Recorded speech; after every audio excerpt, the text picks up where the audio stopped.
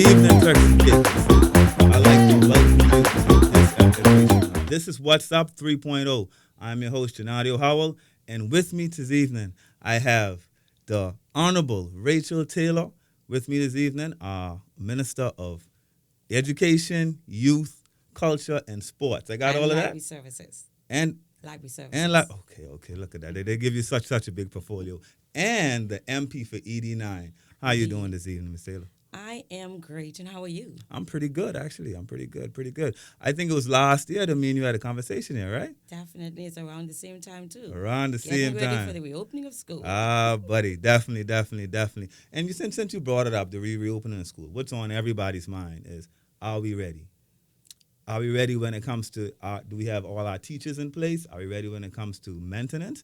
Are we ready? Yes, thank you very much for that question. Of course, I had the opportunity to speak very briefly on RTC when the questions were posed in terms of, are we ready for the reopening of school come September 3rd? But for information purposes, our teachers have returned to school yesterday, and they're preparing themselves for the reopening when students will return on September 2nd, and that's next week, Wednesday. So, of course, when it comes to teachers, a lot of persons will have questions. Will all our teachers be in place for September 2nd? But I want to say that we are working assiduously to ensure that the recruitment process takes place in a timely manner. However, there will be delays, like any other country. Right. We know what happens. We have teachers leaving at the last minute. But we want to ensure that as a ministry, we have coverage for those classes. So we work very closely with retired teachers to ensure that those subjects are covered. Now, sometimes there is a delay in relation to the work permits and the medical component. Right. Because teachers coming from some countries, they have to go through the full medical before they can enter. Then there are countries where they can come and complete their medical in country. But I've had the opportunity to meet with my team just this week in relation to how we are trending, and we are not all ready for all teachers. And like I made mention, some just resigned last week. Really? Last week. Wow. As soon as they are paid that government salary, Yeah. they resign. Decide to go. But we have been able to catch a few Okay. where, although they resign, they will not be paid. Right. Because they have to give time. That's very true. They have to Like give any time. other job. I mean, really and truly. Yes, and we are encouraging teachers to be honest with us, because if we want to take into consideration who we are hurting when situations like this happen, and it's only our students. Right. But we have measures in place to address the situation. Okay. Because we did have teachers who retired, not resigned, just this year. So we'll be able to onboard them based on the area. So we are working closely with it. But I can guarantee you that most of our teachers will be in by the end of September. We're working very hard to ensure that happens. Okay, so we can rest assured that the majority of all the slots in the subjects will be filled. Yes. And those that aren't filled particularly yet, we're working closely to get those things, to get those positions filled. Yes, and we recently had a CARICOM meetings with all ministers of education around the Turks and Caicos Islands. And what we're finding quite challenging is those specialized areas. Right. It's not in the primary schools where we're having the struggles. Yeah, because it's general subjects, right? Yes, like in the mathematics and the And English, the English language and language, the guidance and counseling, those areas. And it's a challenge throughout the Caribbean and the world by extension.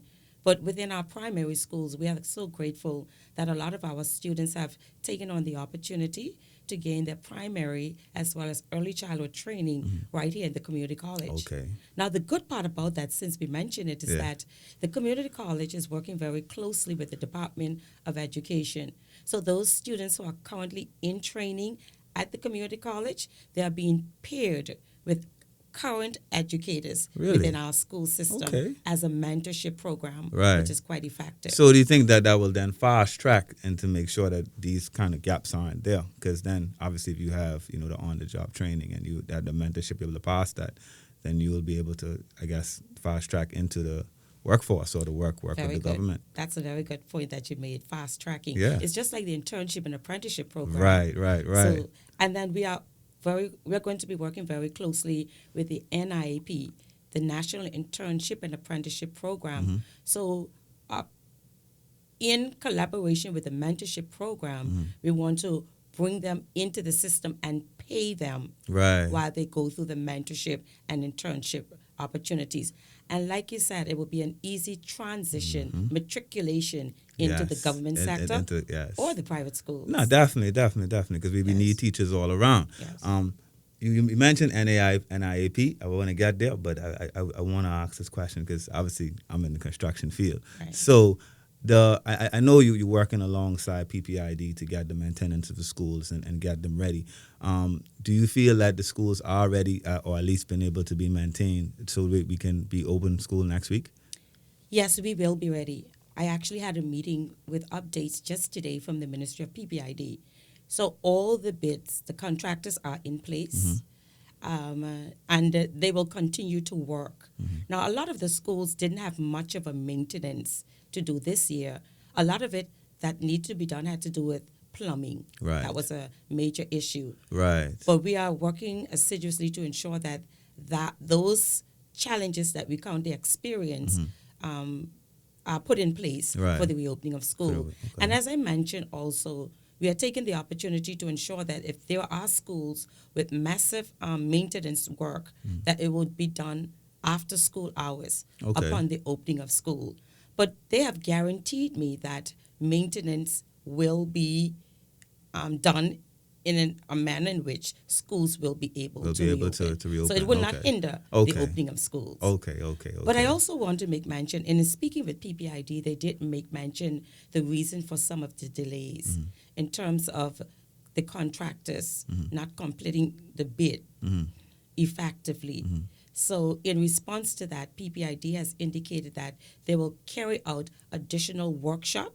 I do remember when Honourable Akira was Minister of PPID, she had a lot of workshops for not just paddy contractors, but also Medium size, yeah. and large Yep, size yep. contractors. So that is a gap that we have to fill so that when they bid, it wouldn't have to go out for tender 2 and 3 times. 2 and 3 times. Because we had that happening. Yeah, because that is part of the issue. I mean, a lot of the guys, it is an education thing as well. If we talk about education as well, a lot of the guys, they can do the work, but obviously with the government procurement, there's certain things that are required, Yes. and some of them may not be not up to standard, but they may not fully understand the process. requirements and the Yes. process that needs to Yes. go in. Yes. So those workshops are needed. Yes. And while you talk about that, I just want to go over a bit because education doesn't stop, right? And it keeps going. So with education now I'm going to go into NIAP. But before you go into that, I did make a clear statement earlier too that we can't continue in the way in which we're doing it now in terms of maintenance of schools at the end of the year. At the end of the academic year. But in speaking with PPID, they're putting a framework development agreement together so that they are able to carry out maintenance throughout the year. So we won't have to be here every year. Okay. So, they currently have a new PS within the Ministry of PPID, and in my discussions with them today, they are working on that framework. So we are able to ensure that maintenance continues throughout the school year. That is actually great to hear. Because like you said, if you're talking about plumbing and you're talking about, toilets, fixing toilets, lights and things like that, these things should be able to get sorted throughout the year, right? I mean, at the end of the day, first day of the school year, you shouldn't walk in and the toilet's not working. Your kids going to school and everything like that. That's not, it shouldn't be that way. But I do hope that that's something that they bring on stream now rather than later, Yes. because it is something that's required. Because we have been going through this for the last, from time I could remember. But I'm so happy that they are putting together the framework now so that it can be reflected in the budget, because Okay. there would need for an increase in that line item. Definitely. Okay, that's good to hear. I'm glad you put that in there because I didn't know about that. All right, that's great. But so where I was going before you said that, I was gonna talk about an IAP. The reason why I'm saying that is because I know my brother actually was a part of the program this summer, and he always talked about how he had such a great time doing it. Yes. and I know he wants to get into he's gotten into psychology and counseling, Right. and he said, that bit of on the job, moving around with the department of rehabilitation, it changed his whole mindset towards it.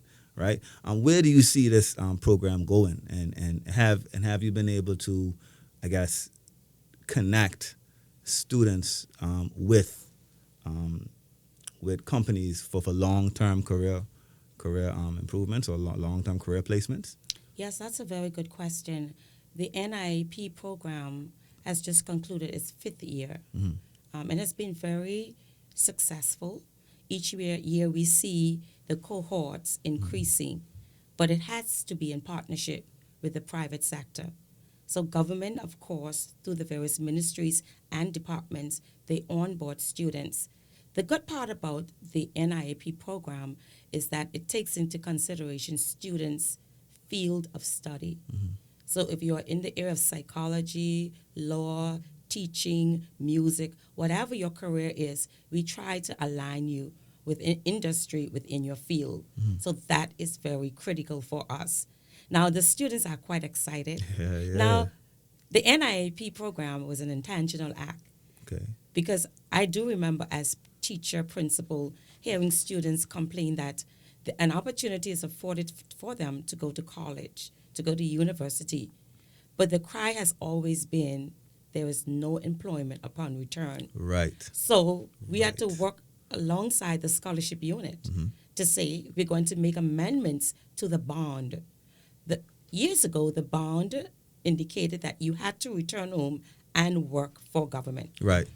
Government wouldn't be able to accommodate No. all of our students. Government couldn't accommodate me. So. Exactly. And my daughter same way. Exactly right. So now once you return home, the preference would be with government if the opportunity or the space is available within government. Okay. But if not, we just align you with the private sector.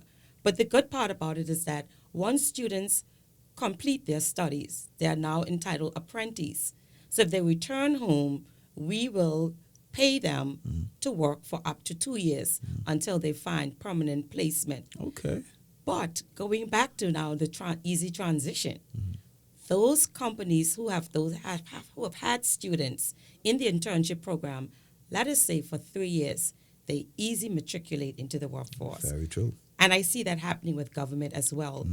With government, they will have to apply for the position, Right. but because they've had that work experience, they appear to be more ready to join the permanent workforce. So it's progressing quite well.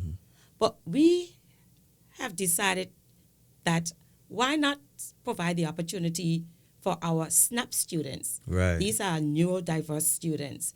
People call them special needs students. So we have 4 students who graduated from SNAP program this year, Okay. ranging in age from 18 to 21. So what we have done is that those 4 students will commence work in September Really? in partnership with the private sector. Okay. The orientation for the companies takes place the first week in September, and our students will transition into the workforce paid. That is, I got to clap for that one. Definitely, definitely like that one. Yes. So they were able to choose the area that they wanted to get into and Yes. and all that. Okay. Yes, okay. for example, there are 3 boys and 1 girl. And the little girl, she's interested in cosmetology. Right. So she's working with Kia's hair therapy. Hair therapy. Yeah. Yes. So, and the other one will be with Mr. Oscar Talbot at Jeffu. And then we also have students who will be at Pelican Energy. So I want to Okay. take this opportunity to say a special thank you to those companies for being inclusive. Right. So No, definitely. To be honest, that is a big step forward. While you're talking about that, and I have to say this because obviously it's like I'm in construction. So I was actually at the TVET. I think TVET and Windward, I believe, Yes, had Core Construction. When they call construction, right? You guys had a partnership Right. on where you also bring on apprentices to Yes. do skilled work, Construction, right? Just yes. skilled construction, so looking at carpentry, plumbing, electricians, things like that. I was really impressed with that, to be honest, because that is a skill that we really need in the islands. How do you see that progressing, and what was it that I guess gave you guys the jolt to actually bring that into fruition? Yes. As a minister, I think it's important for me to understand that there are different pathways to success. When we look at technical vocational education, which is deemed TVET, we have to ensure that we bridge the gap that exists. Okay. As the Minister of Labor a few years ago, we do realize that, I realized that there are a lot of work permits in the area of construction, HVAC, plumbing, electrical, carpentry, masonry, welding. Why not introduce it at the community college? And I'll go back to saying, why not introduce it into our high schools? Right. So what we have done with the Turks and Caicos Community College, in partnership with our private sectors, and Wynwood and Core Construction is just one of them. Right. But with their program is a bit more structured. Okay. So we have students who are engaged in that program to gain the NCCER certification. Certification, yeah. So that's an international certification Yes. that they can take anywhere with them in the world. So they gain the work experience on this job site, and they are paid not by government this time, real partnership. They are Right. paid by the company. By the companies. Yes, Okay. which is good. Now, what we ensure that those students have to spend at least 3 days at the community college. Okay. So after their field work, they go to the community college to gain the theory component of it. Right. And then once in this area, they are exposed to different techniques or Yes, different yes, skills, yes, I should yes, say. yes, Like yes. we mentioned, masonry, plumbing, electrical, carpentry, welding. But once they're finished the first level, they can now specialize Right. into any of the areas of their choice. Their choice, yeah. And we have been very intentional in the MOU to ensure that there's opportunity for permanent work. Okay. So upon the completion of their certification, they have promised us that they will onboard the students for at least a year, Okay. and we know that will matriculate into 2 and 3 Into and 2 4 and years. 3 and 4 years. Because- So say you have someone who's interested in construction or interested, good of their hands and everything, and want to get into this program. Right. What is the route to get into the program? So they register to the community college. Okay. Now, as it stands, Wynwood Construction is at its max with those cohorts.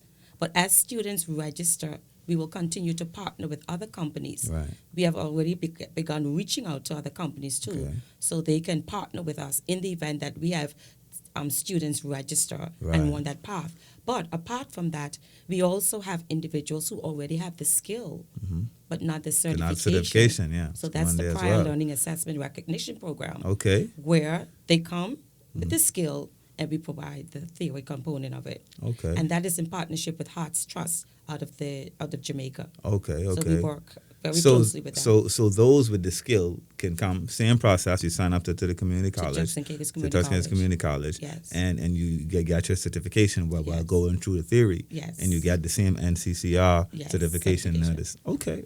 But on top of that, I mean, just last week, I think it was Thursday, we got very good news that we wanted certification across international certification. I'm speaking to, because we want to take into consideration our students who are currently in high school, who may not be successful at the CVQs. Right. What other pathways are there for them? So we have partnered with City and Guilds. So City and Guilds is another international certification body. So we'll be introducing that in our high schools as well as at the Turks and Caicos Islands Community College. So we can chart the way forward and show our students different pathways to success. So we have been quite successful in receiving the certification to deliver those programs through our high schools. Okay. Because a lot of times we find that these students are very good with their hands, very good with their hands. That's very true. So the question is, do they have to wait until they leave high school to enter the Turks and Caicos Islands Community College to gain an international certification? No longer will that be. So we are putting mechanisms in place now so that these students can receive the training in various areas. And a lot of them are in relation to the TVAT. So for the City and Guilds certification, it is in areas such as carpentry, masonry, painting, decorating, electrical installation. Now, some of those courses are also offered at our high At the high schools, schools, yeah. but it's for more like the CVQ Yeah, and yeah. CSAC courses. So these are for those students who may not be able to sit those examinations. But So that's available right now?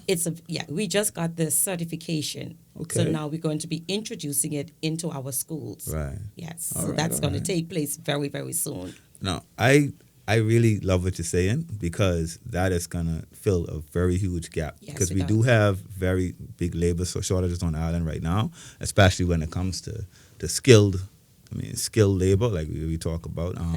So I think that is a step in the right direction. I wouldn't say it's a bit late, but No, you know, it's better late than never. It's better late than never. Yeah. You know what I mean? And I like that you are looking at high school as well. Yes. Because, like you said, not everyone is into the CVQ, the CSAC, That's right. in those areas. You could be able to get yourself a skill Right. from and a high school. Yes. And And a be certification. certified, yes, in the area. Okay. As okay. early as high school. And coming on stream too, we have also requested from city and guilds that we want to introduce into our high schools areas such as food and beverage services, housekeeping services. Now we do food prep Yeah, already at CVQ and CSAC. So those are some programs that we want to offer.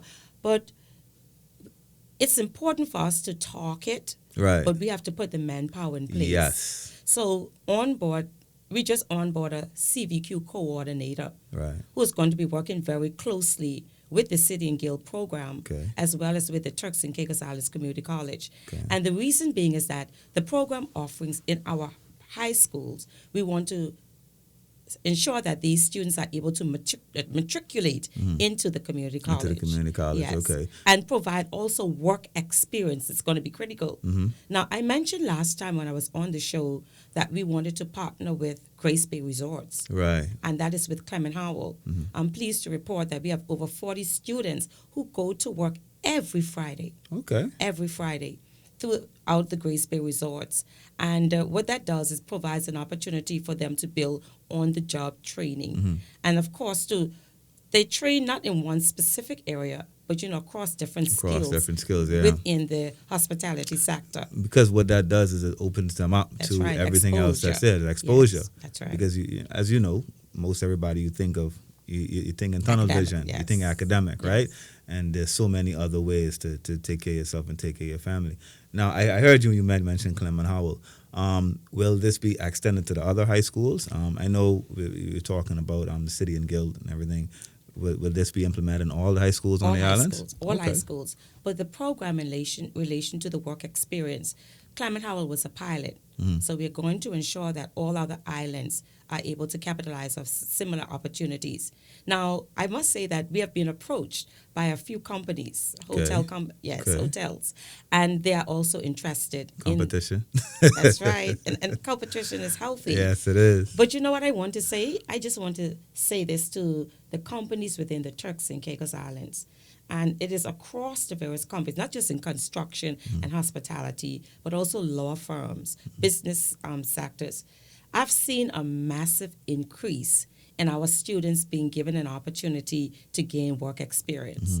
I'm not sure if it was the competition, everybody watching what others do, but it's a good thing. Yeah. So our students have really been engaged, especially this year. Okay. And I want to take this opportunity to congratulate the many companies. Right. Now, a lot of them tried to encourage me to come to the ceremony that they had for the interns. Right, but I right. wasn't able to make all of them because I was Okay. traveling as well. Right. But congratulations. And this is what we need to do.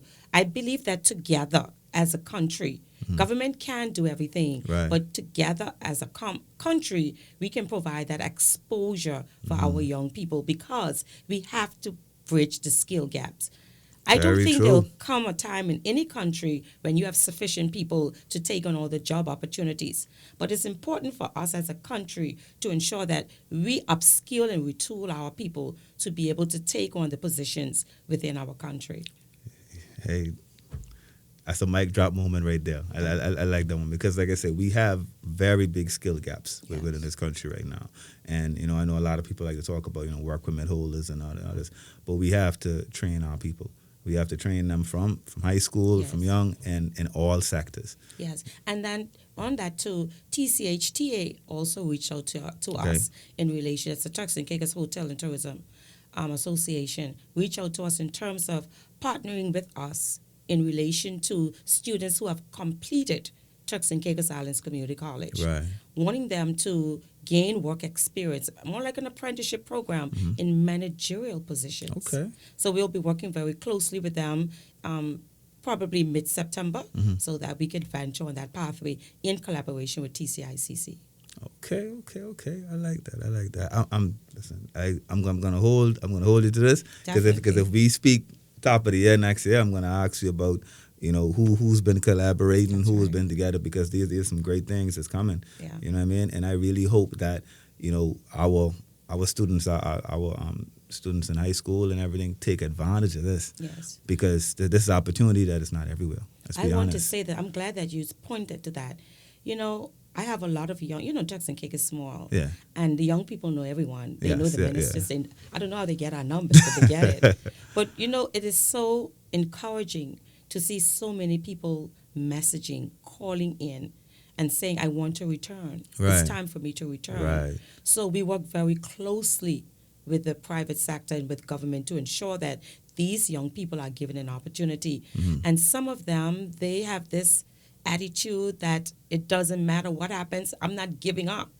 And that is what I like about them. Right. The attitude that if there are positions for me and I'm qualified, I'm going to get it. Right. And some of them are willing to say, I am going to join the apprenticeship program Right. until that opportunity comes Until- available for me so I could venture into that Okay. field and in terms of gaining In terms of permanent gaining. positions. Okay. So I just want to encourage them not to give up. Sometimes it seems a bit delayed, but continue to reach out to us.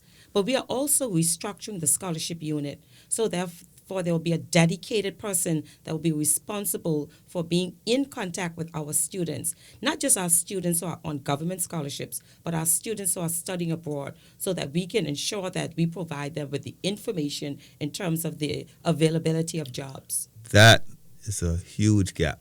Yes, right it now. is. I'm It telling you, is. it's a huge gap. And it's amazing that it's taken this long to happen because we have a lot of people out on scholarship who's coming back. But definitely, I think the people who are on scholarship now need some sort of a guideway on how to get themselves back home and get themselves within the workforce because it's really hit or miss. Yeah, exactly. And I think that is the reason why we are seeing a massive increase in the internship and apprenticeship numbers because they are beginning to understand that should I join this, it's an easy transition. It's an easy transition Yeah. into the Yeah. workforce. Now, you brought up the scholarships, right? So the scholarship list is out and everything. What is the government doing, or what is the department doing to make sure that the scholarships align with what the country needs, right? And the gaps that we talk about within the workforce now. What are you guys doing to make sure that we fill these gaps with scholarships and with everything, but we also look at areas that we might not see yet, because we've seen it happen where certain jobs come up that we might not see as yet, that might not be big here, because there was a time when even like marine biology wasn't that big of a thing, right? And then obviously we need a lot more. We need more. So what is the government doing to ensure that the scholarships are in line with what we need in this country? Very good question. Now, a few years ago, we have made amendments to the scholarship policy, and that was in alignment with the National Skills Order of 2017, and ensuring that the students who apply for the scholarships are applying within those areas. Okay. Now, we continue to communicate. We go around our schools. We promote. This year, I think we have been on the Facebook episode for more than 8 times, Right. promoting Okay. the particular skill gap Skill areas. gaps, yeah. And using young people like yourself, we had Jakey and others on there to talk about the reason why students should venture in these areas. Right. And what it means when we talk about skill gaps. And then, we must say that if you look at the scholarships that were awarded this year, it really took into consideration those gaps. Like you gaps. say, marine biology, agriculture, especially those areas in relation to public works. We Right. had surveyors. Yeah, quantity surveyors. And quantity myself. surveyors, Yes. electrical engineers. Yes. And we do continue in the medical field, Right. which is quite critical. And of course, in teaching, I was also pleased to see it was not necessarily in the area of early childhood or primary education because it's offered at the college. But you see students venturing into special needs, Right. speech pathology, Okay. occupational therapy, Right. behavior. Right. So, and we have been giving them that opportunity. And also, I must say, when it comes to the special needs areas, the director, Dr. Gibbs, is working very closely with our regional and international partners. So those students who are studying in the special needs area, they are receiving that level of internship while studying abroad. And then if they do come home for the apprenticeship internship program, we provide them with that support. But it's going to be critical for us to ensure that we bridge the gaps. Right. Now, let us say, for example, let's just give an example, 10 in the area of education. Right. And we only have 6 students who apply. Therefore, we will use the remainder for the other areas. For the other areas, For the yeah. other areas. Okay. So, and this is what I try to tell students. They have a tendency of going abroad for their A-levels in areas such as business administration. Business administration is offered here at the college. Why? When you could go to the community college and gain up to your bachelor's degree. Now, what we have done, I noticed that the board was quite intentional. Those students who capitalized of the community college, they gave them that opportunity. If the bachelor's degree was not offered at the college, Okay. to transition to study abroad. To study abroad, okay. And I thought that was key. So we are doing some amendments, to the scholarship policy Right. this year. Right. So we're taking a lot of things into consideration in terms of additional schools, because if you apply to a particular school and it's not on the list, you can only receive a grant. A grant, yeah, I know that. We want to be able to educate the public in relation to what the amendments entails. Right. Being strict about not giving opportunities to students to study abroad if it is offered at the community college. college, yeah. No, But I I agree. must say that I commend the Turks and Caicos because we are seeing a massive increase in our numbers at the college because the Okay. students are seeing the worth, the value of the Right. college.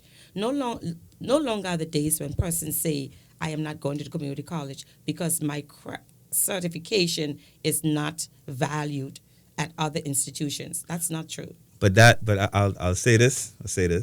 I finished university in 2013, more than 10 years ago, and that wasn't true then, because I know of friends of mine who in the construction field, professionals now, who went to community college, Right. and they went to the same school I went to. And I did. I went to community college as well. Exactly. So I really never truly understood where that rhetoric came from. Right. I think people just didn't want to be here. Yes. They wanted to take the opportunity to go away.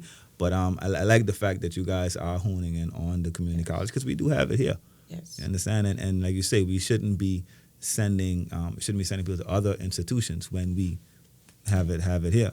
And then it's important for us for persons they would have a respect for the college. Right. When they see that we are building out our programs.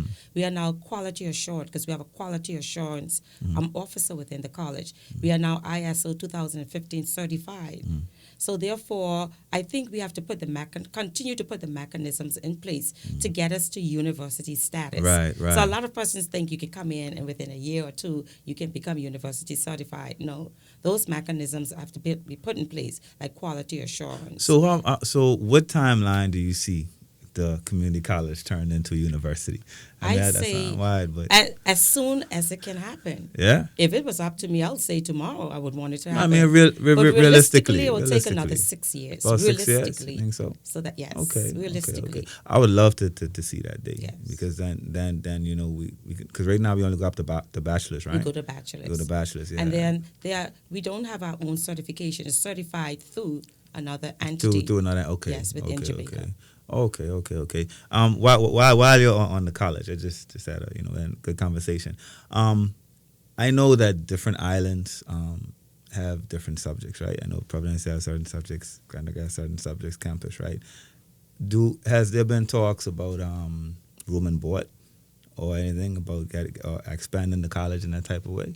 Since we're talking university. You sound like a child who messaged me the other day and said, Minister, I need you to help me to find an apartment because I want to go to Grand Turk. And as you mentioned, some of the courses offered on Grand Turk are not offered in Provo and Right. vice versa. Right. But we are working to ensure that there is balance. But yes, that has been in the discussion. Okay. Now, in partnership with CDB, the Caribbean Development Bank, that is one of the proposals that we have put forward in Okay. terms of dormitories for Grand Turk. Right. So Okay. we are looking forward to seeing that come to fruition. But there's a lot that we have to do in terms of priority areas, because we're looking to ensure that that campus space here on the island of Providenciales, where a large number of our students currently are registered, that we are retrofitting that entire facility. Right. And it's going to take into consideration TVAT, building Right. out our TVAT programs. It's also going to be more of a mini hotel there. Okay. And a You mini mean boutique. across from Yeah. beaches, right? Oh, Okay. yes. Okay. Yeah, we have to have that component there when we look at the hospitality area. So teaching people housekeeping, how to look Right. at the beds. We'll also have a bar there.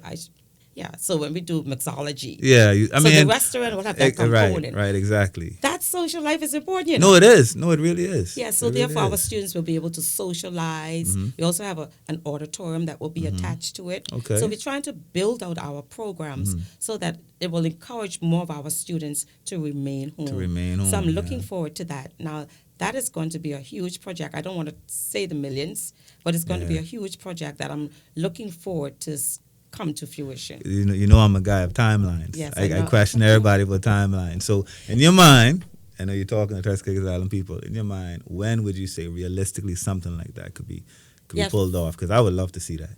Yes, for the work that it entails, I see about 3 years. Okay. About 3 years. Okay. Now, you know me, I don't know much about construction.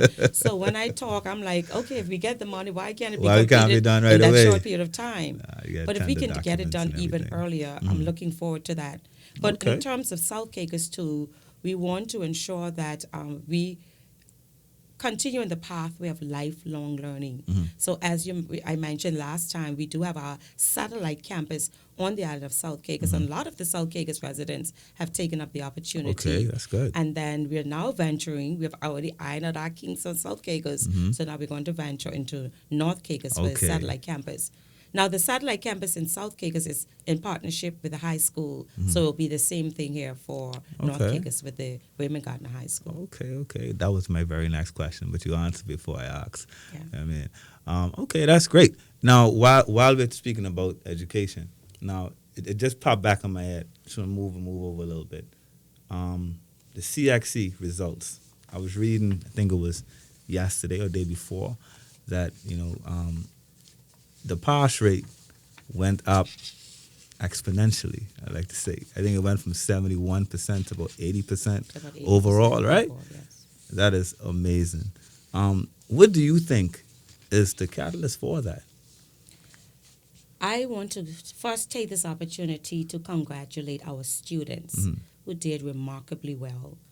There has been an increase overall, like you said, from 71% to 80.2%, a 9.2% increase Okay. across the sector.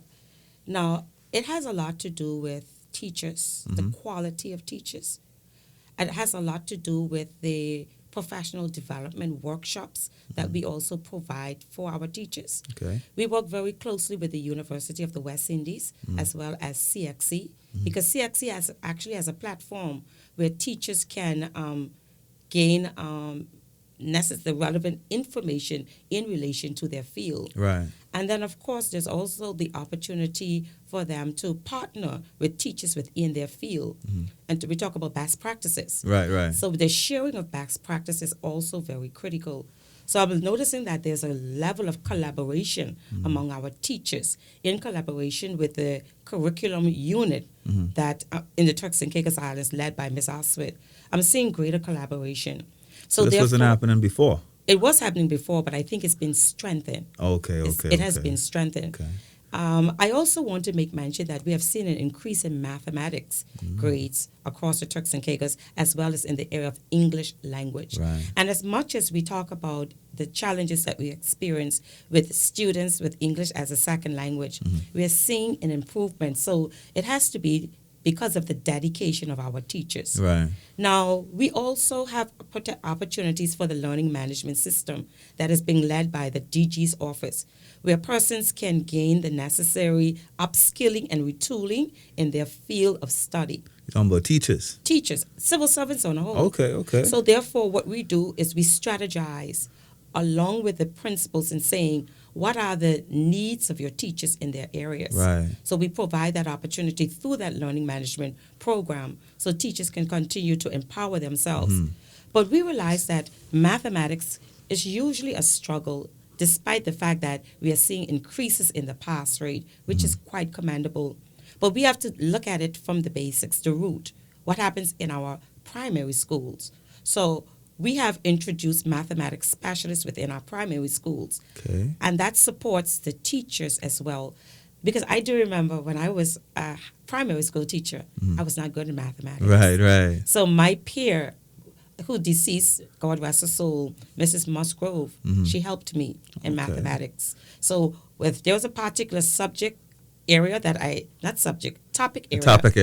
struggle with, she was there to support me. Okay. So now we have in place mathematics specialists who are going to support our teachers Right. at the primary level. So I think once the concepts are well understood at an early age, students will no longer be intimidated in relation to mathematics. When they we are get into high intimidated school, by yeah. math because the concepts are not well understood. Right. So that's what we're doing. But going further, as a region, the ministers of the region met, and we decided what can we do as a region to empower our teachers. The Turks and Caicos Islands has been very forward thinking in this approach. So we are going to be training 5 of our teachers, our mathematics specialists. And then that will be done in partnership with the University of the West Indies. So they will become the trainers. Right. And that is not, Okay. it's going to be across the high schools. And then phase 2 of it will be with the primary schools. Right. So we'll be training our teachers to be able to better deliver mathematics across. You know what I like from what you're saying? You're showing education doesn't stop. No, it doesn't stop. It's a Doesn't lifelong stop. learning process. Lifelong learning. Yes. Even those that teach us still Yes, need teaching that's sometimes. right, yes. So I like that. And while we're talking about education, I got to congratulate you and the government. 50 years of Constitution. But I'll say this: there's a lot that I've learned over the last couple of years in my older years that I always wonder, why did I never learn this in school? Like, why, I don't know, why a lot of like what went on with the government, how it actually came together. Like, yes, we know about JAGS and we know about the year it came in and everything, but a lot of the actual Constitution that came in and what went into it being what it is today, and the reforms that happened, to get us to the 50 years, unless you're a part of that, I don't think the layman knows that. We don't really learn that in primary school, high school, or unless you really go into Turks and Caicos Island history. Is that something that you guys looking into to bring into the schools, or at least start to teach a bit more? Very good question, and I am so happy you asked that. Actually, I'm coming from a workshop because we have actually made amendments to the Turks and Caicos National Standards Curriculum. We are looking at the 4 core areas: social studies, mathematics, general science, and social studies. Okay. I said that: social studies, general science, mathematics, and English. Okay. Right? Okay. So today now, we had the workshop for all the social studies teachers, as well as some of our heads of departments were present. Now, the curriculum has already been developed, but we are going through the pilot phase right now. Okay. It's going to be a 6-month pilot phase. Now, I want to speak specifically to the social studies component of it. So we have made amendments to include Turks and Caicos Islands history, culture, identity, governance, citizenship, and we did not leave out general knowledge because our students need to be continuously aware. And the whole aim is to develop that national pride for who we are. So that was quite intentional. We wanted to happen during this 50th anniversary celebrations. Kudos to Team Education. Thank you for being able to deliver.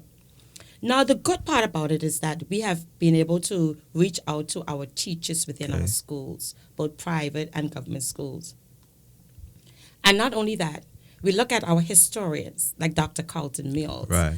June Sutton. We have Sinclair Musgrove. They are helping us with that. Okay. So therefore, there is a link where persons can update or give their feedback, I should Right. say, Okay. in real time. Okay. So these content creators, these historians, I call them historians because they have a wealth of information. right. They've written books in relation to Turks and Caicos Islands history. So they are a part of the change in this curriculum, providing the resources for our teachers. And they can go in at any given time. The link is live where they can drop content. So it will support our teachers. We do know that a lot of our teachers in the high schools are expat teachers, but that doesn't mean that we can continue to instill that national pride within our students. Right. So we had that discussion with them today, and they're doing a very good job. And I think they will continue to do so, especially knowing that we have revised the curriculum. We're being strategic and intentional in terms of what the areas are. And I think once our students receive that level of teaching in that area, they will indeed have an appreciation from whence they came and, of course, of who they are. But another thing, we want to love ensure that we commission the writing of the history of the Turks and Caicos. Right. And I spoke to Dr. Carlton Mills today, as well as the other TCI historians who were present at the workshop. It could be a collaborative approach where we write the history of the Turks and Caicos Islands. We ensure that we write the books that align with the curriculum, including the textbooks and the workbooks. Does my country, Turks and Caicos, still align with the curriculum? No, it doesn't. And that was the question I had, because that's obviously what in primary school. That's all we had. That's all we had in primary school. Yeah, but Sadler, Mr. Sadler, Dr. Carlton Mills, June Sutton, they have all written their books. Right. But we want to commission a writing of the Turks and Caicos Islands history, and I think a collective approach will make a meaningful impact. Definitely, because I know one of our biggest issues we always talk about is patriotism. Yes, that's and right. I think that starts from childhood. You should be able to learn about your country, know where we came from, understand the struggle, and that is one of the links I always, when I tell people about it, I think that's where we kind of miss out from with other countries. We don't know our struggle. Yes. Right? Like I only know it because I speak to my grandparents and my granduncles or whatever it is, and they speak about it. But it's not necessarily taught to you in the form that it should be taught. Yes. Right? Yes. And then I'm glad you said that too, because a lot of times we do a lot of talking, but our students have to be exposed. Yes. So that curriculum takes into consideration a lot of field trips. Okay. Yeah. So the person's going to be immersed in those experiences. Making sure that they travel to North Caicos, Wade's Green Plantation, Grand Turk, Salkey, and all the other islands. Right. So we want to, that is immersed in the exposure of our students in terms of the travel. So by the time a child finishes grade 6, that child should have visited all the islands already. Every single one. Every one. And then if you go again in high school, it's based on a particular area of study that you want to expound on. Very true. So we are excited about where we're going with our social studies curriculum, and I'm glad we nailed it for this 50th anniversary. 50 years of ministerial government, and we're looking at 1976 to present. So it provides an opportunity for education. So this 50-year anniversary celebration, especially when we go into Youth Week. Exactly. It's going to be an you take it right from me. That's how I was going. Even when we do our the ecumenical service, right. When we do the Flag Day and Constitution Day, it's going to be an educational experience for the people of the Turks and Caicos. Not just fun and jumping up, drinking and whining and dining. It's going to be educational throughout. Because I think that's what we're missing. I just straight on, but I think that's what we're missing. A lot of us don't know about Turks and Caicos Islands. A lot of us don't know what our people had to go through to get where we are now, the struggle that we had. And because we can't identify with the struggle, the same reason we can't appreciate it. And I tell people all the time, I didn't truly appreciate this place until I left. When I'm being honest, until I left, I was like, wow, this place is amazing. And then you have the conversations with people and you understand that this doesn't happen like that. There were a lot of people who worked together to get this place to where it is. But you brought up Youth Week. Youth Week isn't far away. It's a couple of weeks, right? Yes, a couple of weeks. It commences In on September. September 20th. It's Right. a 1 week. Okay. That's Sunday to the Friday. So what do you guys have planned for Youth Week? Well, actually, my team will be on WhatsApp this Okay, week to okay. promote the Youth Week activities. But we wanted to coincide it with the 50th anniversary of Mm-hmm. ministerial government under the theme 50 Years of Leadership and Nation Building. Right. That's the overarching theme. Okay. So we are looking at reenactment of Parliament. Mm-hmm. That's going to take place. So they're going to be working very closely with youth parliamentarians, current and former parliamentarians, Mm-hmm. Okay. and providing that reenactment experience. And it's going to take place across the islands. And then we are also partnering with the elections office as well. So therefore, we're going to go through the election process within our high schools, and they're making it very unique. Right. So it's going to be like a competition within schools. Okay. So the leader of each of these various schools, the country will then have an opportunity to vote to in terms of who is the best Who is leader. the best leader, and then, yeah. of course, that person will become an ambassador for the Right. elections office. Okay. So we're looking at those kind of processes for the 50th anniversary. And, of course, taking into consideration the information in relation to our Constitution from whence we came. And, of course, talking about the flag day, Right, in terms of the right. protocols of the flag. Right. What happens when the flag is When the destroyed? flag What is do you destroyed. do? Yes, Do you yes. have the flag on the ground? When the flag is raised, making sure that there is proper lighting. Mm-hmm. So it's going to be an educational experience Right. throughout the Youth Week Global experience. Short Youth Week. Okay, Yes. okay. We're going to have the additional information in terms of youth skill development. We're also going to have opportunities for youth employment. Right. So making sure that we focus on the out-of-school youth. And then we're going to have youth skills, and that is in relation to our young people who are currently in school, telling them of the skill gaps that Yes, currently exist, yes. and trying to steer them in the right direction, in the right direction in partnership of with the those. Ministry of Okay. Education. Okay. So there's a lot of activities. No, it's a lot. Well, what it does remind me of, I think, like I said, the last time we spoke, you had spoken about the Wiz? Yeah, Wisdom CRL. The Wisdom CRL, yes. And I'll be honest, I was paying a lot close attention, and you guys did a great job with that. So whatever else you come up with, I'm all ears. You're gonna do the Wisdom CRL thing again? Yes, but yeah. actually, I am so glad that we have this conversation now, because when I was on the last show, I told you what we anticipate doing. And- So this year, this time I'm able to Yeah. tell you how successful we have been and how we are progressing forward. But yes, Wisdom CRM was a stock market gamification program, an AI-powered program Right. in terms of introduction of financial literacy within Right. our schools.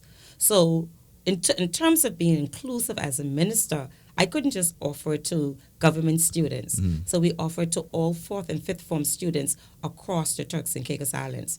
Now, we had about 700 of them who capitalized off the opportunity. Wow. And I must say, it taught them financial literacy, yes, how to buy and sell And sell stocks, yeah. That's right. Yeah. And they did a great job. And you know what? We got 14 of the top performing spaces in Look the at that. Caribbean. Look at that. With guess which school? Raymond Kevin's- Gardner. Why? Because that's your mom's school. Man, you know that. You know I know all of that. So T-Sips you know that's was- home, and I know all of that. T-Sips was first, and Raymond Gardner was second, Uh-huh. and T-Sips was again third. But Raymond Gardner was the overall top performing Overall school top in the performing region. school, yep, Yes. yep. I think exposure is critical, and we have to ensure that we provide that financial literacy for our students, and how exciting it was for them in a AI gamification platform. Definitely. So that AI tutor was able to steer them in the right direction, in the right and direction. provide them with the kind Okay. of information that they need should any questions arise. So there was actually a tutor, Isabella, the AI tutor. AI tutor. that is actually pretty great. I mean, so since you brought up AI, obviously the AI systems is where the world is going right now.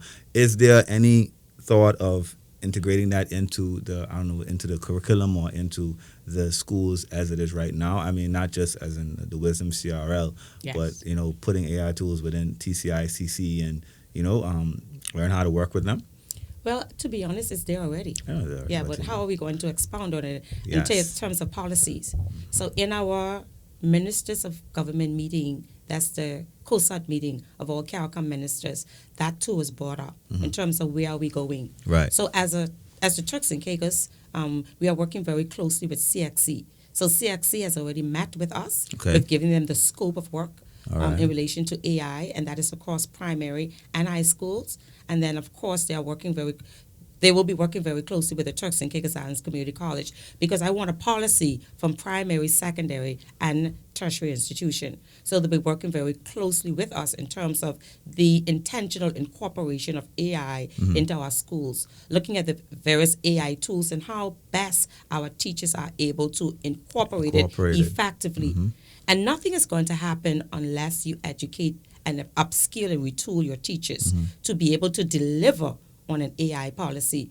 It currently exists in our schools, and our teachers have already had basic fundamental training in the utilization of AI within our schools. Okay. So because we know it's being used. Yeah. Right. So in partnership with Wisdom CRM as well, there is a potential opportunity for us to look at the introduction of AI into our school, looking at plagiarism. That's another That was where I was going to component. go right after that. So, but we are taking it in steps. Right.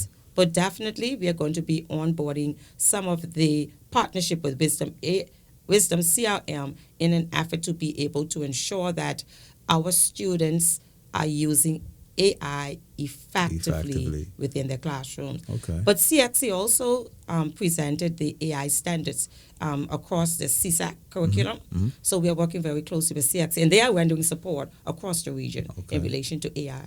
Okay, that's And how to good to know. detect How to detect plagiarism, the because AI. right now, as you know, there's a, I want to call it epidemic, but a lot of students are relying on AI heavily.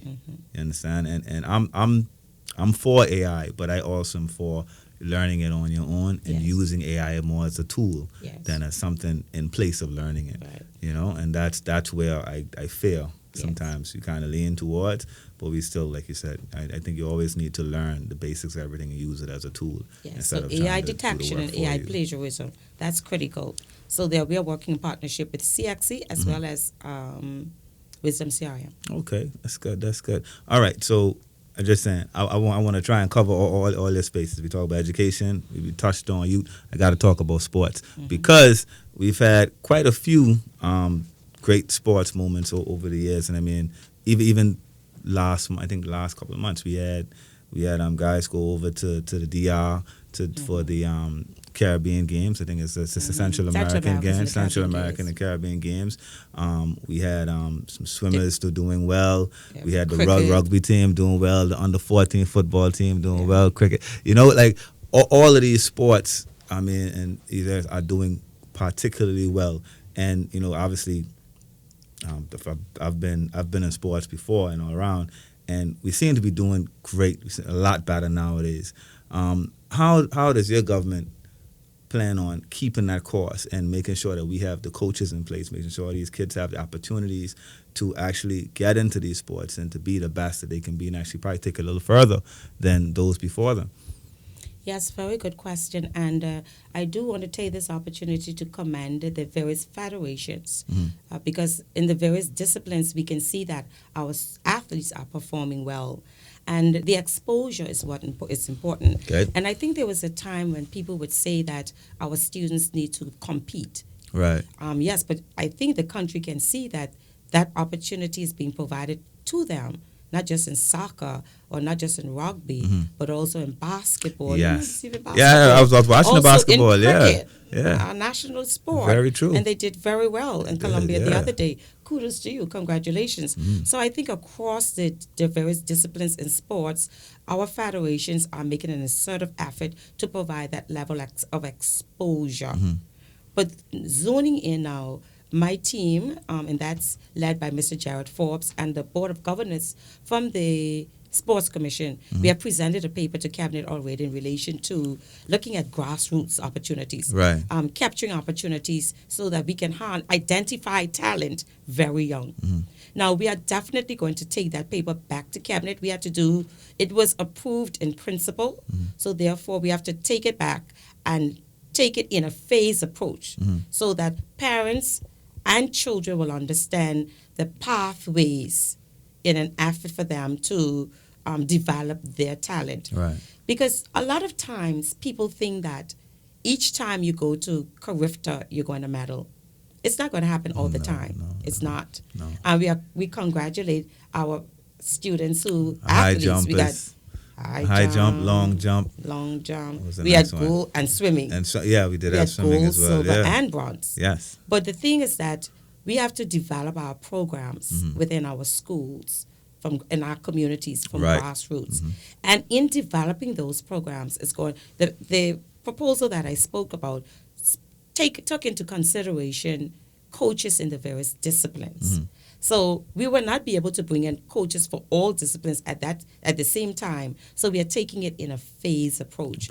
So okay. that paper will be resubmitted in October with an potential opportunity for us to gain the necessary funding as soon as possible. As soon as possible. And okay. I think, not just the cabinet members, but the country realize that we have talent. No, we here do. in the Turks and For Caicos. such a small country, we do very, very well. And if we on the don't harness national it, stage, and yeah. tackle it at an early stage, we can lose it.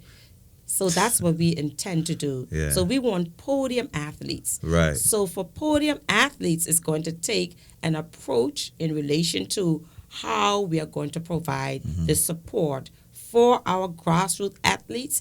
And through the grassroots athletes, like I mentioned, you will identify talent. Right. What do you do with these students when you identify the talent? That's the Well, question. exactly, yeah. And So that you is have to what push them. And that is what the proposal answers. Okay, and you say this proposal will be going into cabinet Yes, early this- October. Early October. Just for okay. tweaking. Cabinet Okay. has had sight of it already. Okay, But we're okay, doing some okay. tweaking. Because Okay. we want to identify which disciplines we're going to focus on first and then use a phase approach. Use a phased approach after that. Okay. But also, too, my director, Mr. Jared Forbes, is quite adamant that we have to build out our facilities. So we have to ensure that the facilities around the Turks and Caicos Islands are built out in such a way that our students, that as we train them, they have the facility to train in. You talk about it before I got to ask you, but no, I agree 1,000% because you could have the talent, but if you don't have nowhere to train or Yes. even harness your talent, Yeah. then what is that? I know that recently I think there was a soccer pitch in 5 keys. in 5 keys. So 5 keys had one that was Had built by one. the government. Yes. And then, of course, we had 2 additional ones in partnership with FIFA. Right. So we had the soccer pitch in North Caicos. Yes. At Lake Omla to be used by the West Yes. community, and then one again in Q-Town. In Q-Town, yes. That's yes. partnership. Okay. Oh, that's a partnership there. Yes. So that's part of what you mean with the federations Yes. coming in with the grassroots. That's right. Okay. Now that's great. So obviously I know there's the TCIFA. Do you guys also partner with? I think there's a basketball federation here too Yes, as well. we have federations for all disciplines. Okay. So we have basketball, we have rugby, we have soccer, we have tennis, I see it now. cricket just coming back Cricket on just board coming now, back, yeah. reviving. So for all the various disciplines that you see our students engage in, there's a federation. We are providing the support through the Sports Commission Through the sports to commission strengthen to that. strengthen the federation to Yes, push forward. that's Okay. All right. Well, that's great to hear. I mean, at the end of the day, we know what sports does for the young people.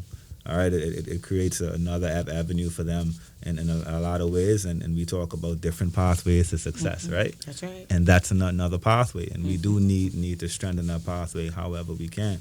We talked about sports, we talked about a bit of youth, we talked about education, culture, right? We touched a little bit on culture when Through we the social studies. through the social studies, right?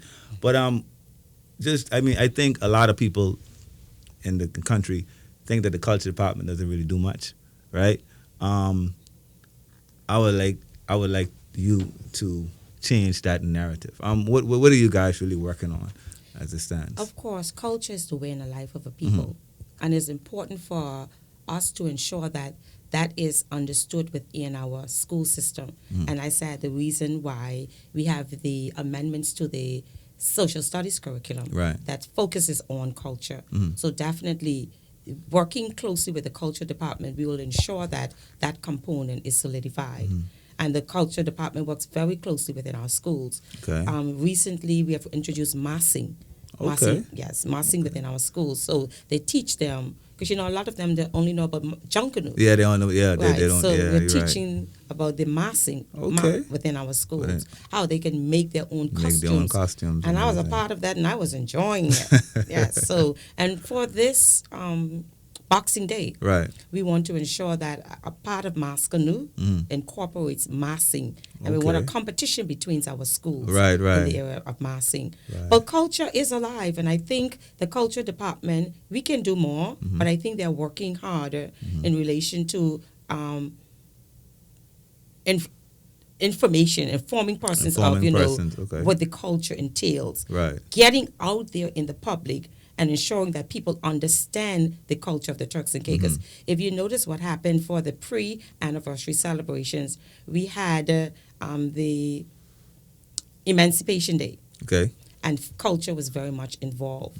I like where they had the bus of Mary Prince. Right. So therefore, when students now visit the park in Grand Turk, they can learn more about Mary Prince Mary, and yeah. who she is. Right, right, right. And then, of course, if you look at the Jakes McCartney Memorial Site, that is another investment in Grand Turk. So therefore, that memorial site is now an educational experience for anyone who goes there. You can learn about Jakes McCartney in terms of his life, the legacy that he's left behind. yeah, So it's more like a mini museum Right, of right, Jakes McCartney. right. That's the work of the That's culture the work of department. culture department. Okay. And of course, recently we purchased the I'm trying to remember the I'll get back to it. We just Okay, purchased no something worries. better. Yeah, But I'll yeah. come back. My thought will come back. Okay, no problem, no problem, no problem. And then we are working very closely with the Culture Department and MITE, the Ministry of Innovation, and Technology. Yeah.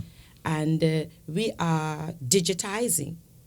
So we are looking at a digitization of all our documents, as well as our 3D artifacts. Right. Those things will be digitized so that it could be available for future generations. Really? So a lot of our books Right. that are torn and withered away. Didn't and when it was a couple of years back when they had the fire. Yes. Right? Yes. Oh, We okay, lost okay. a lot We of lost that. a lot of Yes. information, right? Yes. Okay, okay. Even our information within Parliament. Right. I must say, Honourable Sanders is working assiduously with us Okay. in terms of scanning a lot of the documents. So they're now becoming digitized. Right. And I was so excited when he was able to show us artifacts that they will be able to use highly technological scanners to digitize those 3D those 3D, materials. yeah, yeah. Right. Okay, okay. So that is going to take place. It's supposed to take place as early as August, but we are going to continue early into September,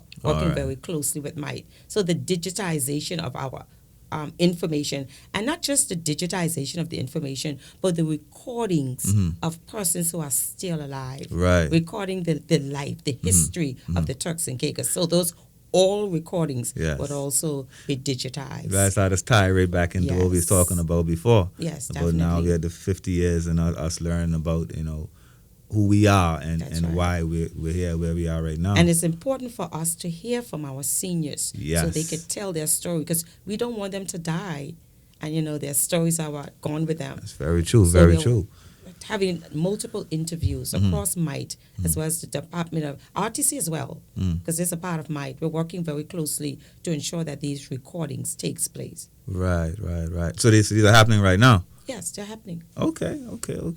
And that so they're happening now and they'll probably be in a database and people Yes, can database. access them Yes, and you everything can have like that. easy access to them. All right. And then the music, the dance. We are working There has to be a way to promote our Repsol music yes, a bit more. Yes. I know you were there, and I thank you for coming to the event that the MC Expo put on the other day. I was having a conversation with the artist who we brought in from Bahamas. There's a big conversation about where's Rick and Scrape music from, right? And the funny thing is on their website, on their government website, it says it's from Turks and Caicos, right? But then there's a back and forth to say it's from Cat Island, right? But then you ask them, say, who was in Cat Island? Yeah. TI people, right? So I think it goes back to that, you know what I mean? Us knowing that that this little country, you know what I mean, we do have a lot of culture as ours, and we do need to hone in on what that is. Yes. You understand? And I think that the culture department should really push. You know, we talk about our music and our past and our food and everything like that. You know, like a real TI food, if I put it that way, not just Caribbean. I would say, you know, this actual TI stuff. You know, I'd really like to see a lot more of that. I think it's out there, but you know, there's a bit for further push. I think And I we think do the need. curriculum will have a lot to do with that. Okay. And that is the reason why in today's session we had historians there. Right. And then giving them different strategies that they can use in the implementation of the curriculum. Right. And that's where we talk about real life experiences. Can you imagine in your social studies class you're learning about food, Turks and Caicos culture, not just learning about peas and rice or peas and grits, but also providing that opportunity for the students to make that. To make that stuff. To make Exactly. that Because it's food. going to be a lost art. And they get a grade for it. Exactly. And can you imagine how exciting that would be? I know I wouldn't miss a Who class. do you think could make Wilk soup right now? Exactly. Exactly. I'm just saying, you know. But you know that is something that if you guys pull that off, that'd be amazing. Because I think that goes back into the patriotism talk we were talking about all these things we were talking about. That'd be great. Yes, and now I remember what is it that we purchased recently? The Junkanoo Club. Okay. In Grand Turk. Okay. So we are supposed to be doing groundbreaking during this 50th anniversary celebration because we want to restore that building because it has a lot of history. So I'm not sure of the date as yet, but that was intentionally purchased. Right. And all of that comes back to our culture. It comes right back to our culture. Yeah. All right. But okay. So now we talk about your portfolio. I think it's one thing I didn't mention, or I probably mentioned, but I don't remember. You're also the MP for ED9, right? For ED9. The beloved ED9. My apologies. The beloved ED9. That's 5 Keys and Chalkson, right? And South Dock. And then, of course, a portion of the airport road from the roundabout straight to the airport. Coming down on your left-hand side. On your left-hand side. On the right side. Okay. A few on the right-hand side, A little bit on the right-hand side, but all right. You are the MP for that area. What are your plans for 5 Keys? I mean, Chalkson, ED9. I think this is your second term as MP, right? What are your plans, and what have you been able to accomplish so far within your constituency? Thank you very much for that. Within the ED9 Constituency Council, I'm going to constituency. My focus has been on the past term on youth, making sure that there are opportunities available for our youth. And unlike the other MPs on the island of Providenciales, I'm blessed with a youth center. Right. Where that youth center is able to provide as a safe space, a safe haven for our young people. But we continuously talk about safe haven and safe spaces. Safe spaces must take into consideration programs. Right. And the safe spaces must be built out so that the needs of the children are met. So therefore, we have been able to complete this soccer pitch. Okay. That's completed. We have also been able to upgrade the playground. We find that a lot of families now will come while they walk around or they just go to the beach.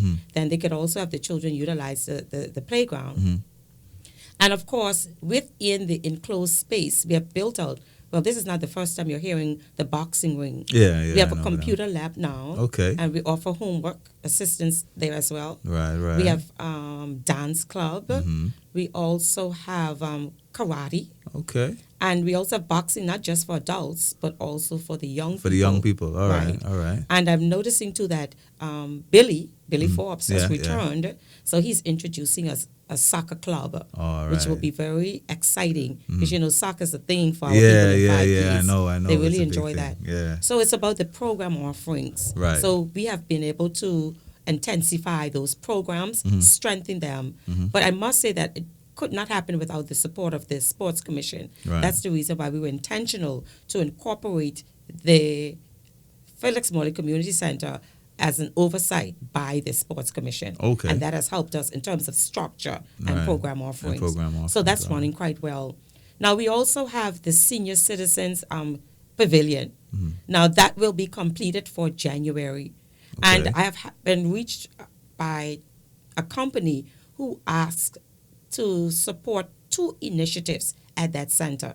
And my focus is one on a potential opportunity for seniors' health, Right. and then another one is for a police youth boys club. Boys. Okay. Right. So we are Okay. building out those 2 programs now that we intend to share with the Sports Commission, because I just got the invitation to present a proposal. So we'll be working very closely with the Sports Commission in terms of focusing on our seniors and the young boys in partnership with the police.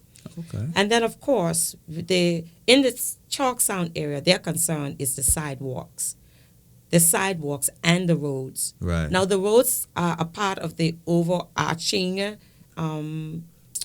works to be done, road works. Yeah, the development But now plan, the yeah. sidewalks now, that will definitely go out in the next batch, as it is currently with procurement. Okay. So the next batch of capital projects, projects, that yeah. will be there, because we had an increase in the Increase amount in the of funding amount of fun- based okay, on the okay. scope, rescoping. Yeah. And yeah. of course, now we all know about the vendors market. Mm-hmm. That was a huge cry in Chalk Sound. We know what's happening. And we were looking at the property right opposite the street. Right. But with the community involvement, the community engagement, the community speaking out, that's not what they wanted. That's not what they want. So we have been working very closely as the MP, working very closely with PPID and the Ministry of Tourism. So we have secured a new space. Okay. We have received the information from Survey and Mapping, and we are currently finalizing the document. And we will have new land. The new land has already been allocated. Right. So we are working with planning and tourism. So the property that we are looking at is right behind the former PCH, Provo Children's Home. Okay. Yes. Okay. So we should have the tender package The by the tender end of package. September. Okay. And I then see you answer end before of the timeline financial question year. come. You answer. That's good. So yes. All right. So we definitely it's taking longer because we had to change the location. Right. So therefore we have to make sure that the land allocation is fit for purpose. It's fit for purpose. And of course, definitely work very closely with the Land Surveying Unit, PPID, and Ministry of Tourism, because this is actually my project as the MP, but it's led through the Ministry of Tourism. Right. So working very closely So with them. this is a full on separate vendors market. Yeah, it's a vendors market, yes. Vendors market. So And all it's the very- vendors can sign in. That's right. They Okay, could sign okay. in, they could sell their Sell items their from that items location from that location and instead not of having to cross the street. Right. And then, it's already a footpath, so they could go directly to the beach. To the beach. Okay. Yes. Okay. Yes. All right, because that has been a cry for some Yes. time. It has been You know, a cry. It has been a cry for some time. I'm glad to know you guys are looking into initiatives to kind of fix that. Definitely. And Definitely. of course, the beautification of our beaches. And of course, the derelict vehicles in my constituency in particular. Mm-hmm. So actually, on Friday morning, I have a tour of my community again with PPID so Okay. that we can identify the vehicles that need to be removed. Right. They're just waiting on me now, but I want to make sure that I am present. Right. Because sometimes residents will reach out to me in relation to removal of vehicles in their yard. Right. We have done a lot already in partnership with the Ministry of Health, but PPID, as one of my CEP projects, Right. this is one that This is one they're that going to they're embark going to upon. embark upon. Okay. Now, the garbage, the litter, that's a cry. So I think there's a lot that we can do as a government so that we can educate our people. And, we have to make some examples of it, some people. Right. I worked very closely with my constituents in the main 5 Keys area in terms of a massive 2-day campaign, and we were very successful. But the thing is that you can just finish cleaning an area and you turn your back and there goes the litter There again. goes the litter again. So I know that there's a litter policy that has been developed through the Ministry of Health. Of health, yeah. Yes. But that wasn't there one already? I know there was always a fine. There was always a fine, fine, but yeah. it's about communication. Yes. It's about communication. And then I know sometimes we cry about manpower, But we have to work together as a government, and the government can't do it alone, and community, And community, yeah. to ensure that we have pride in our country.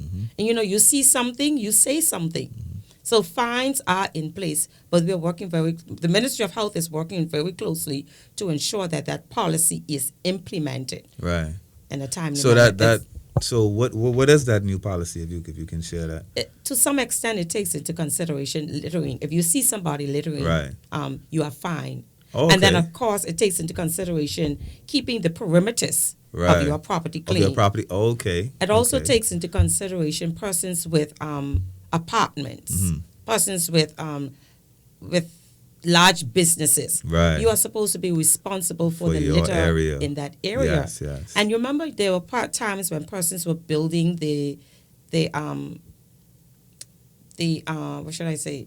Building the garbage disposals. Yes, out yes. of what do you call it again? Those pallets. A pallet board, yeah. Exactly. Pallet So they have board, warned us many times not to do so, because there is also a fine. So there is the dimensions that you Right. can get from environmental From health environmental in terms health, of what yeah. that structure should look like. Okay. So I think we just have to have this national pride Right. within ourselves, Right. and understand that the government doesn't have to be responsible for your immediate surroundings. Right. You are You are responsible. responsible. That's But true. I'm looking forward to the day when that policy is enforced and we are held accountable for our actions.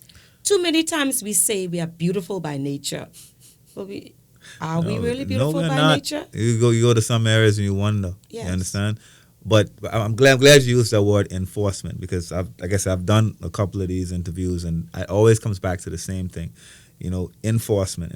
Like we put a lot of things on the books and we want to do a lot of different things, but if they're not enforced, then people just go on like it's regular.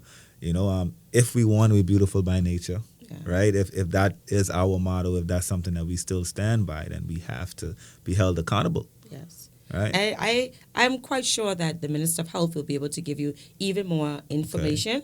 And I've spoken to him in relation to this multiple times. So they are in the process of bringing this to fruition. Okay. Looking forward to seeing it. Okay. I want to see who's the first person to get fined for leaving garbage in there. Or throwing it on the Or side. throwing it on the side of the road. I'll be honest with you. They should put that person up on a poster or something like that to stop everybody else from doing it. For real. It would be remiss of me not to mention the tragedy last night. With the fire that broke out in your constituency. My heart goes out to the 28 persons, right? Yes, 28. 28 people, yeah. That lost their home and their belongings and everything. I know there's a lot of talk about the response to that to the fire, right? And that it was kind of late, or the lack of response to the fire. What would your response be to that, being the MP of the area? And would you want to speak on the response that was there? Because to be honest, like I said, there's a lot of talk about different things. You know what I mean? I'd like to hear from you. Yes, and I want to take this opportunity to congratulate the Minister, Honourable Sean Malcolm, and his team for the response that they gave in their press conference. It was in a press release, in their press conference, in terms of what the challenges actually are. Okay. And it's important to be honest with the public in terms of what our challenges are. But we can be reassured as a government that this government has put the funding in place to secure fire trucks. But a lot of them are specialized trucks. Yeah. We do have a deficiency right now, but it's important that despite the fact that we have a deficiency in relation to the trucks, the response, the time of the response is critical. Yeah. And you would note that the new fire chief alluded to that, the response time. And, of course, ensuring that we have sufficient firefighters Right. in place to deal with the fires in the event that it takes place. Looking at fire hydrants, making sure that we have sufficient fire hydrants within our communities to deal with situations. So I do understand what has transpired, and I wish it didn't have to. and I'm hoping that it doesn't happen again. But we were also grateful to TCIAA for being able to lend their support. This is not the first time that they have loaned their support in the event of a fire, because I've been in situations with residents within my community, and we have had to lean on TCIAA. But we have to do all that we can as a government to ensure that we have the equipment and that our people are prepared in the event that there is a fire. So their response rate has to improve, because lives are at risk. Yep.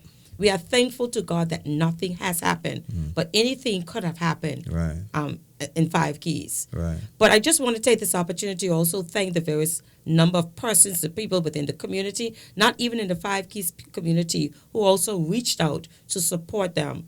But as a government, we have protocols in place. We have the War, Welfare and Relief units. So we have different committees responsible for dealing with the aftermath of any devastation. Right. So, of course, we met with the individuals, the 28 individuals, being able to provide food in partnership with even some of the private sector, provide clothing. We had about 2 or 3 students, but we are working very closely with the parent to ensure that those students receive the textbooks, school supplies, to prepare for the reopening of schools next week. Right. And of course, the question is, what happens next? That is the question, yep. That's right. What happens next? We are accommodating them currently at one of our shelters, and we are speaking with them directly in terms of what kind of leverage of support can be rendered to them even after the 4 days. Right. And social service, I must say, congratulations to Ms. Ashley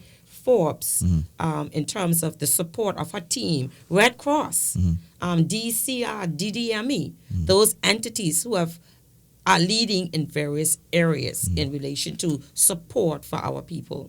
But I'm just hoping that it doesn't happen again. But I also want to make mention in terms of the condition of our homes, the construction of our homes, the shanty towns. A lot of this we need to eradicate. We have the informal settlement unit that's currently in place. So I want to encourage that when the owner does build back, it is built back within government standards, the housing standards. That's where we double back to the enforcement. Yes. Right? Because we all know what our building code states. Right. And our building code states, our building code is one of the strongest in the region by far. Yes. Right? So, obviously shanty towns and, informal settlements are not part of that, and it shouldn't be there in the first place. But we know the reality of the situation. Right. So I do agree with you there on that. But like you say, we can't look past the fact that needs to be done better. Yes. Right. Yes. Like there needs to be a better response, because as the cry is, obviously the country's growing. Yes. It's going to be a lot more people. We have obviously they have the point going up. Kapinski, you got all these big projects and everything, and we have to have the infrastructure and the housing accommodation. We have to have all these things in place to make sure we could deal with everybody that's here. That's right. And that's why, as a government, we are being quite intentional in terms of development agreements to ensure that with these development agreements, you are able to provide housing accommodation for your employees. But as the MP for Five Keys, I want to reassure you that as the caring minister, MP I am, I will make sure in partnership with various entities that my people are giving the necessary support that they need. Okay. Well, like I said, it was a sad thing to see. You know what I mean? But we know these things happen, and at the end of the day, like you said, that the minister spoke about it in his press release, and let's just hope that if we don't want these things to happen, so happen again, that we do have the response that is required, because, like I say, this country isn't getting smaller; it's only getting bigger. All But I'm right. happy that our government is a bit intentional Yeah. and proactive Mhm. in our approach to in terms of securing Right. the funding. The for funding to get it done. Definitely, Yes. definitely. And that's not that's really what we can ask for. You know, we ask for our representation and Yes. to secure the funding that needed for the people to live good lives. Yes. That's what we need. All right. Um, yeah, I think we covered just about everything. I start from the very top of your portfolio all the way to the end. Is there anything else you want to tell the people of Five Keys or the Peter and Kickers before we end this conversation? How you feeling? Yes, I just want to make mention to the parents to do remember that school reopens on Tuesday of next week, and I want to ensure that they provide that opportunity for our children to receive the necessary rest. Summer's over now, just about over, so make sure that they go to bed in time so that they can wake up fresh for school. Make sure that you secure their school supplies. Well, I didn't hear you talk about my massive back to school event. Oh, you couldn't miss that. Yes, we had a back to school Oh, you event. did. That's true. Just on Sunday. Sunday. Yeah, that's true. You did It have was it on well Sunday. attended. Yeah. We provide backpacks and school supplies for our students, and we also did a raffle. So we provide with laptops and Kindles and other Okay. devices Okay. to support our parents. And to parents, reach out. If you need support, reach out. I know in the area of uniforms, I was quite elated that last year Red Cross was able to help a lot of parents within my community in relation to uniforms because there's usually a donation drive Right. for uniforms during those times. Okay. So just encourage our students to prepare themselves for the reopening of school. Also to the parents, we also have our daycare program. We provide opportunities for 70% payment for our students, our babies who are 0 to 3 years old. So we pay for your daycare, that's belongers only, 0 to 3, where they just choose the daycare of their choice. Now, we will be reaching out to parents, those persons who submitted late applications or those who have yet to receive a response. A lot of them will be receiving a final response by Friday of this week. That is led by Miss Haiti, who is responsible, Haiti Williams, Okay. who is responsible for early childhood. And parents, enroll your children into the daycare after school program. That takes place every day, Monday to Thursday, from 3 to 5 p.m. It's free. We pay our teachers to remain at school with your children, not just focusing on academics, but also focusing on socialization, harnessing other skills, Right. music, drama, speech, robotics, or, any club of their choice. Because we have not asked the state to the schools which clubs they should introduce. Right. We left it up to them so that the children, too, can take and have take the it, opportunity yeah, to yeah. decide on their clubs. Register them into the clubs. And of course, we also have the feeding program for those parents who are seeking support in terms of lunch. Tap into that. Sometimes, as tax analysts, we're afraid to beg. Don't be afraid to beg. You're not begging. You are You're proud, entitled to eh? it. You don't have to be too proud because especially how things are in terms of the Yeah, cost of living. exactly. Reach out. So we'll try our best to support our parents as much as possible as they go through this difficult time. But I just want to encourage our parents to know that support is available at our schools. And also I just want to commend the collaborative approach. And that is across ministries. And that includes the Ministry of the Department of Social Services, the Ministry of Education, the National Security, as well as the police. What we did is that we had a residential camp for our at-risk boys, and it was very successful. Okay. And I want to take this opportunity to say a special thank you to the parents who registered their boys. They had a great time. But the time was so well spent, and we were able to redirect them from Right. other activities that I they may have been understand. engaged I in. understand.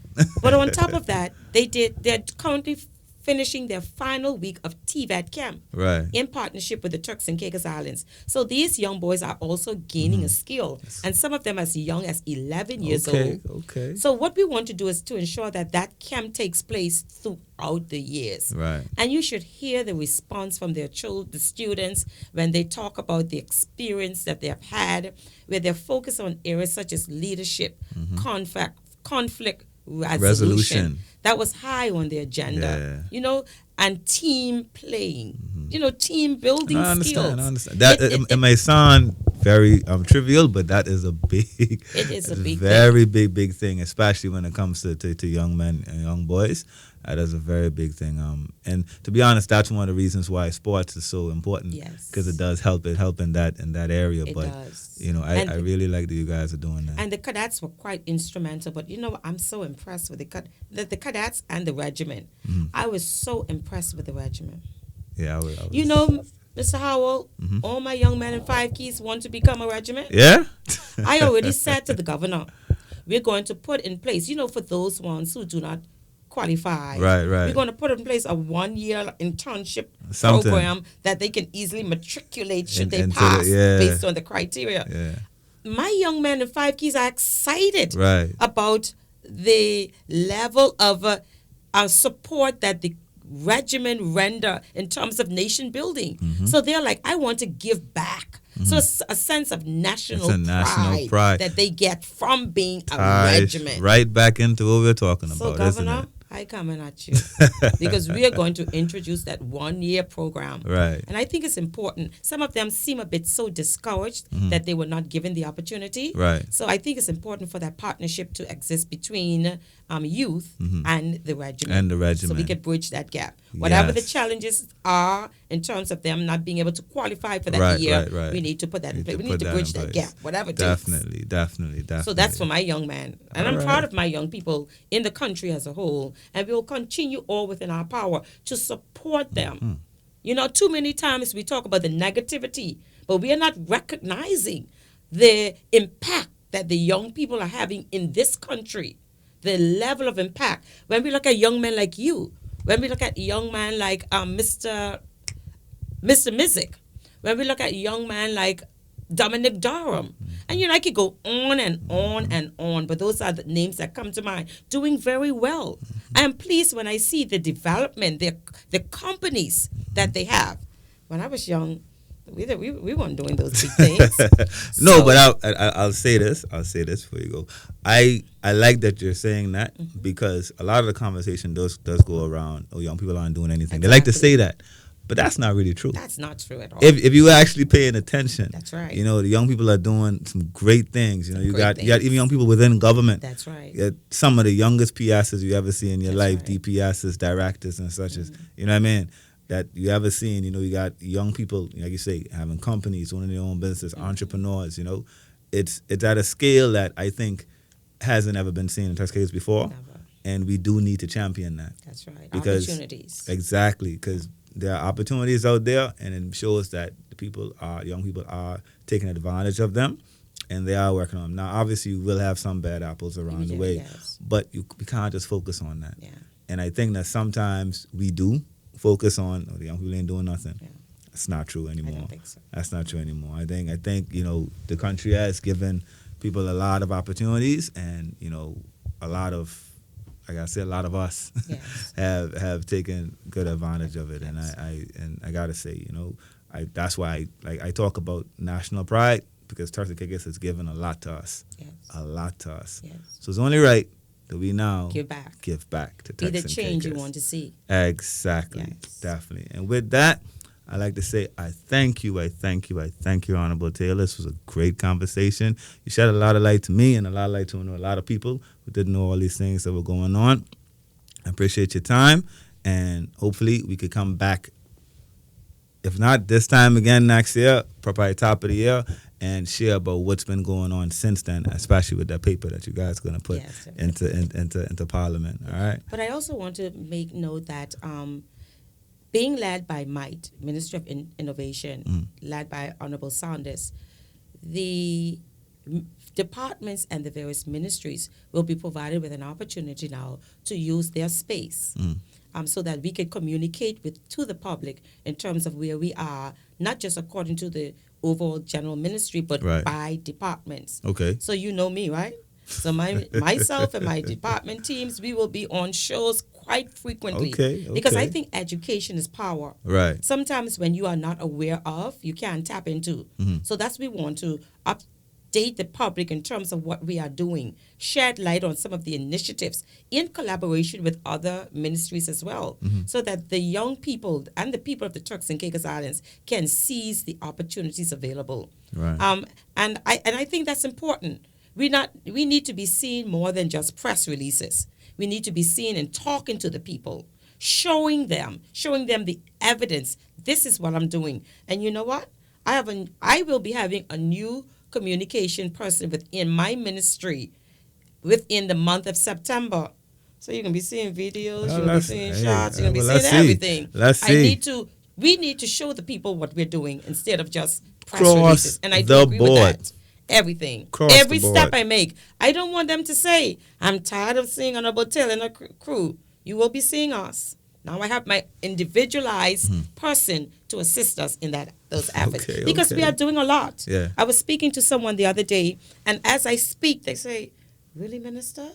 All of that? Minister, you need to do those short little infomercials. So I'm like, yeah, that's coming. It's coming. I think we're doing a lot, and I think the public needs to know and see more of what we're doing. Right. And they need to know how to tap into some of these things that you're doing. Because I think, obviously, sometimes they know, but sometimes they don't know that it's available to them. And the process. To get into it. So, sometimes the people who really need it the most don't get it. But with the more information that's out there, That's right. and the more places to get, then Awareness.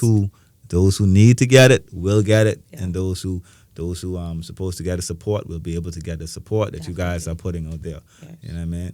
And I do really appreciate that. All right. Well, Thank you. thank you for your time, Honourable Taylor, and thank you for your time, Turks and Caicos. This camera, that camera, either way, you could have been anywhere, but you're here with us. Appreciate you. This is What's Up 3.0. I'm your host, Nadia Howell, with Honourable Taylor. You guys have a great night. Appreciate you.